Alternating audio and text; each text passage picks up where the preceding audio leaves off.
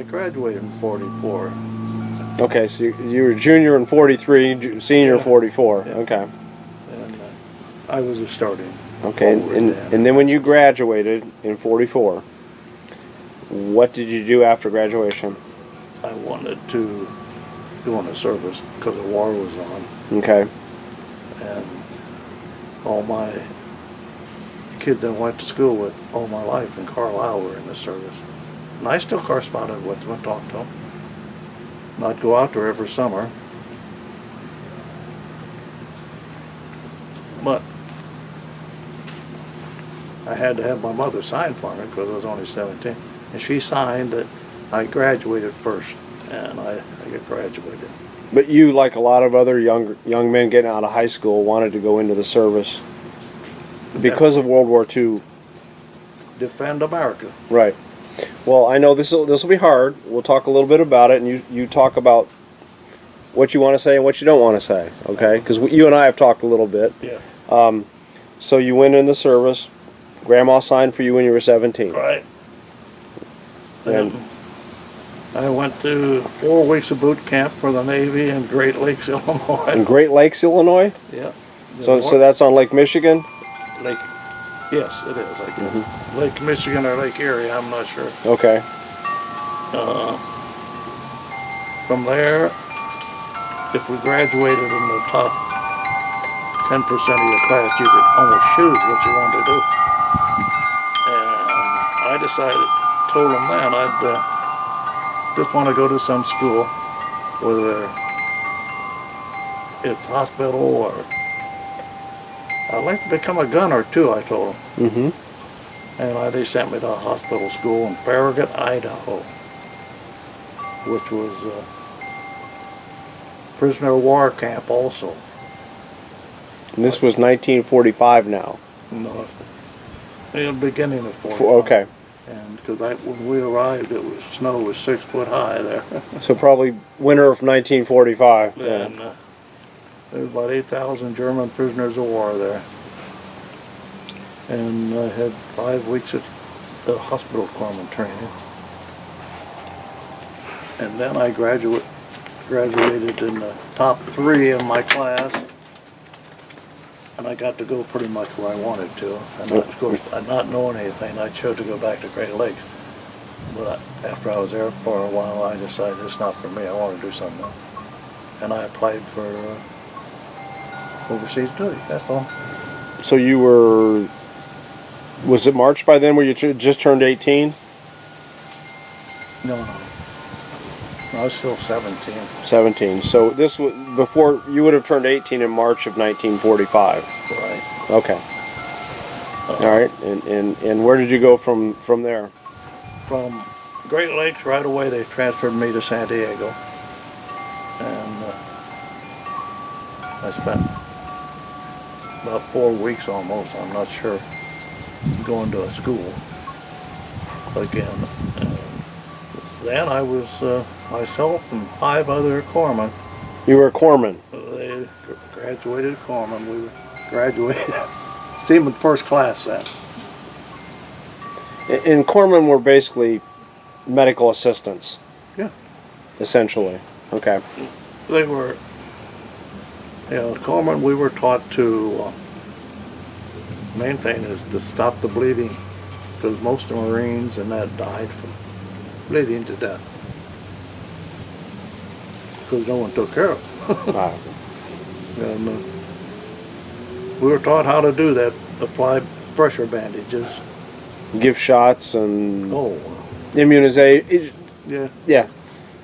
Oh, yeah. Shots. Almost like a nurse practitioner today. Oh, yeah, right. Okay. Well, we didn't have the experience that they had. We had a lot more other experience. Yeah. And then from there, they flew me and 5 or 6 other corpsmen from San Diego to Pearl Harbor in a BBY. Okay. And we landed outside of Ford Island there and saw all the damage and everything. And I was there for 2 weeks, 10 days, 2 weeks, and then they assigned me to the 4th Marine Division as a corpsman. And right away, we were boarding LSTs. And what's an LST? Well, the name is Landing Ship Tank, and they use those to escort military personnel like the Marines and naval personnel. And so you're 18 years old now? Nope, not yet. Not yet? Okay. No, I turned 18 on Iwo Jima. Oh, okay. And so you went from Pearl Harbor. The battle hadn't started yet. Oh no, but you knew where. Everyone knew where they're going in the fleet. we did not know. Did not know. No. Okay.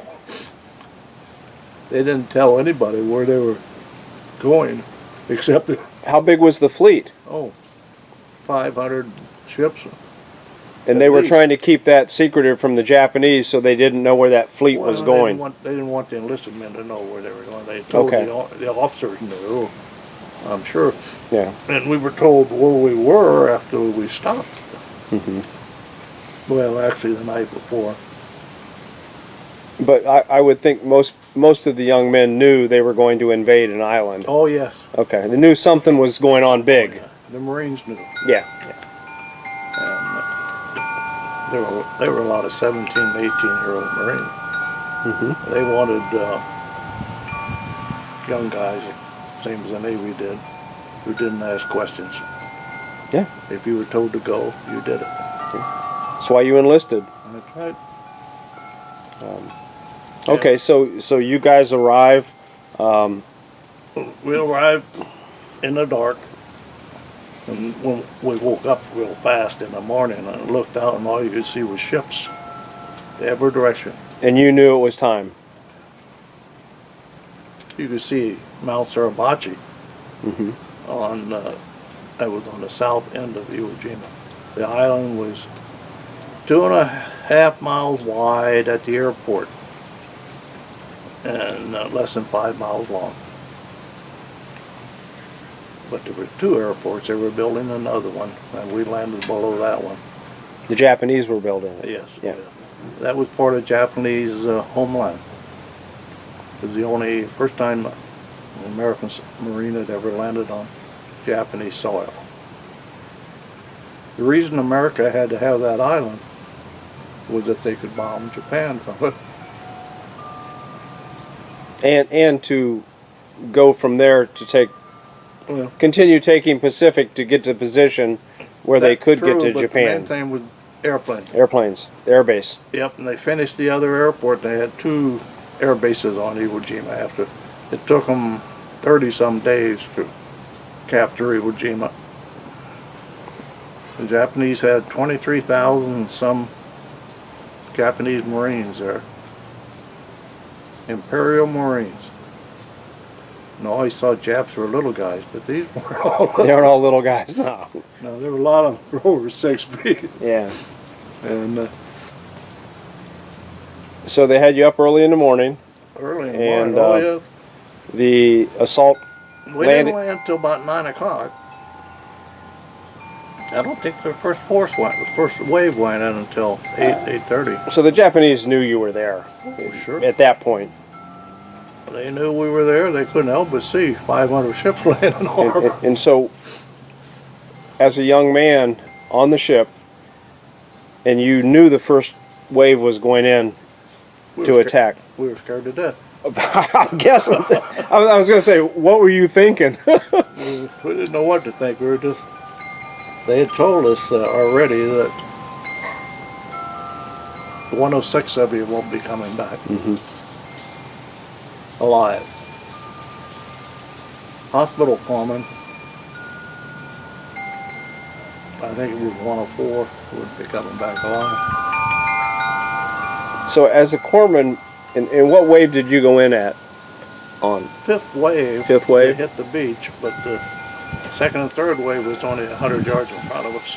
Okay. So they got stymied on the beach. And did you have a weapon? No weapons at that time. Had Red Cross on our helmet, which we took off right away. They told us to get rid of that. That was the target. Yeah,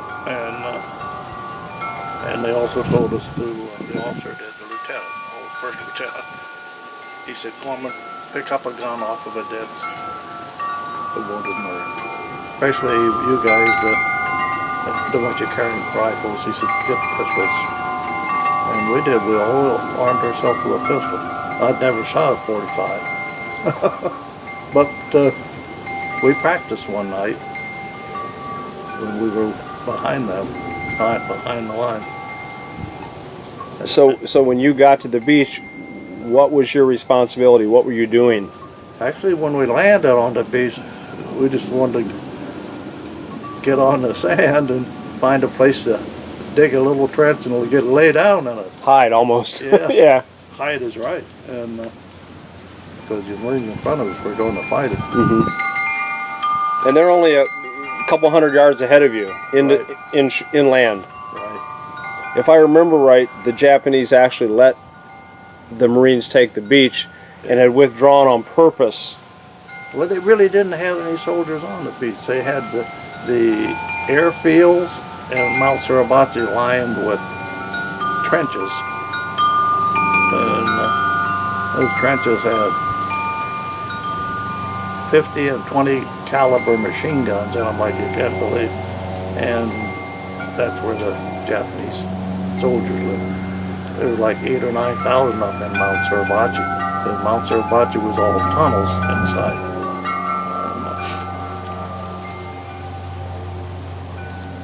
The third day after we caught up with the first group that landed the first wave, we were right up there with them.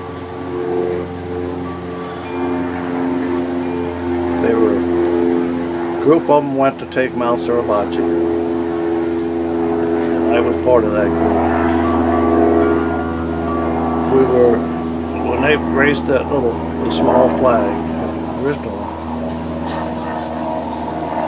I was probably 100 yards from that, 150 yards, something like that. And it was a little bitty flag. Oh yeah. Yeah. Little 6-inch flags that, that they carry in your pocket. Not what's depicted with everything. No, that was planned. Yeah. But there was the same basic purposes of the guys, and one of them was a corpsman. And it took us. My fourth day, I went up to the top and went over.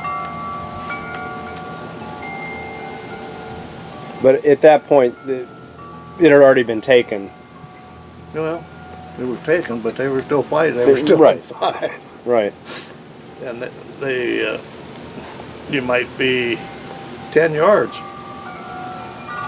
And a Japanese soldier, a Marine, would pop out of the ground and shoot you.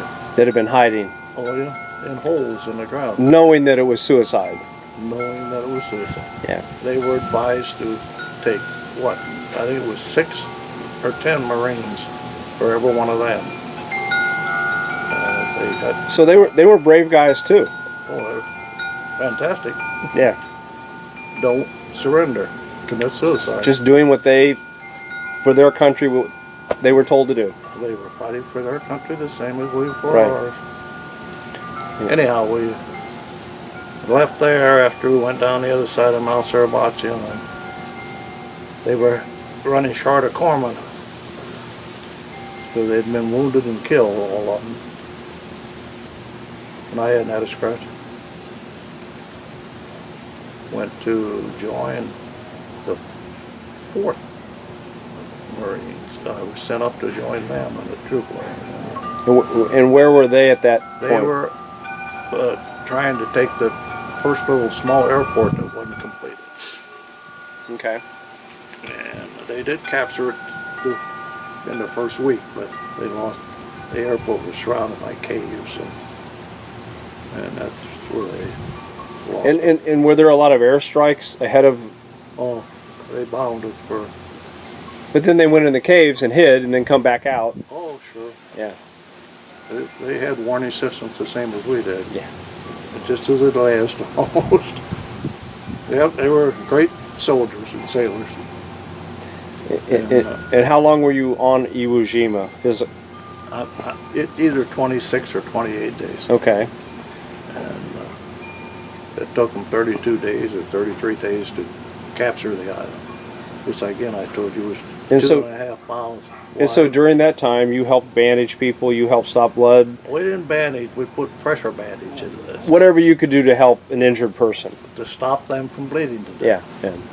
The Japanese had picked up our signal. The Marines were taught to holler corpsman if they needed help. And Well, of course, they had people that spoke English. oh sure. Yeah. And the corpsman went over there to help the Marine. They'd be captured or shot automatically.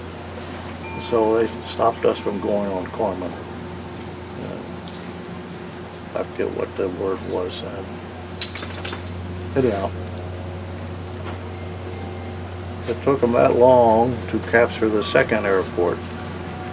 And that night, they captured the second airport. Some B-52 bombers landed. Immediately, almost. Immediately.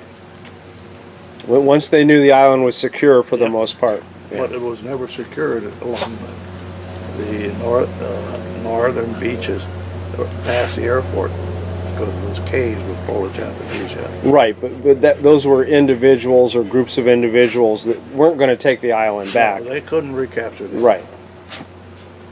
And then after the 20 or some days, did you go back to the beach? Did you go back on a ship? What? Oh, no, after I was there 30-some days, really. I was 31 or 32, I'm not sure. I can't remember everything. Yes, we were taken back to the beach. The ones that they were going to ship back to Pearl Harbor.